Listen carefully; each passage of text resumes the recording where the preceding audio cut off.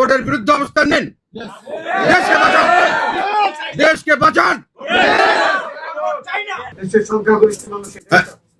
আমরা এটাতে আমরা মনে করি যে এটা সংবিধান বিরুদ্ধ এবং ওনার সম্পদ ভঙ্গ করছেন এবং এটাতে সাধারণভাবে সাধারণ মানুষ ক্ষতিগ্রস্ত হবে, দেশ অচল হয়ে যাবে, দেশের কোনো স্থিতিশীলতা থাকবে না, রাজনৈতিক স্থিতিশীলতা ধ্বংস হবে এবং দেশ ধ্বংসের পথে এগিয়ে যাবে।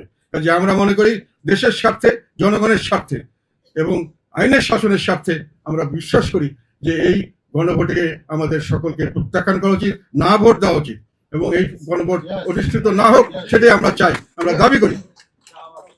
এবং আমি এটা চ্যালেঞ্জ করে বলতে পারি, আমি ডিবেট করতে পারি কারোর সঙ্গে যে এখানে কতগুলি বিষয় করা হয়ে জানা হয়েছে এবং যে প্রক্রিয়া করা হয়েছে এটা অবাস্তব একটা প্রক্রিয়া।